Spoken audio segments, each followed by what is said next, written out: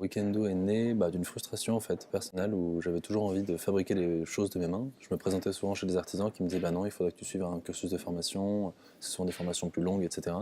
Et donc j'avais pas la possibilité de le faire pour une journée ou même quelques jours. Je me suis dit bah si ça n'existe pas, pourquoi pas le faire quoi.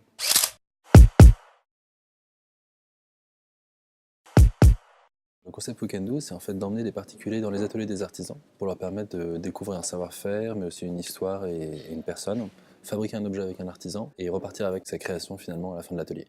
Toi, tu l'as fait combien de fois? fait à peu près 6 coups. Pendant l'atelier, on réalise un produit, déjà on le choisit, et on va essayer plusieurs techniques. Ça va de la découpe, la couture main, l'asticage avec de la gomme arabique. L'idée de l'objet, c'est de pouvoir, en un temps réduit, pouvoir expérimenter un maximum de techniques possibles. Voilà, là tu fais la moitié d'une flèche. La plupart des cuirs que je travaille sont issus soit de chutes ou de peaux non utilisées, non vendues des tanneries. Et je vais même plus loin en utilisant des cuirs recyclés. Là, je remonte. Alors pour aller mettre derrière et pas griffer le cuir, je fais sortir un peu mon aiguille.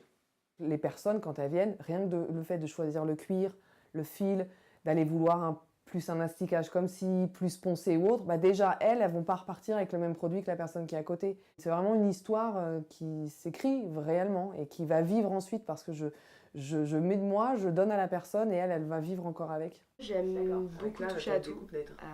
De base, je fais du dessin, de la sculpture. Et en plus de ça, je fais un boulot de bureau, on va dire, qui ne me satisfait pas tout à fait dans le côté créatif de ma personnalité. Donc, voilà.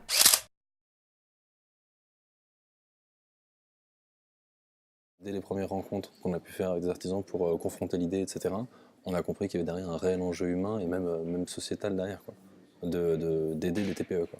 D'avoir des personnes avec moi qui s'occupent d'aller toucher les gens qui ne passeraient pas forcément devant la vitrine, mais qui sont intéressés par mon travail, c'est une fenêtre, voilà, c'est Internet, c'est une fenêtre sur le monde.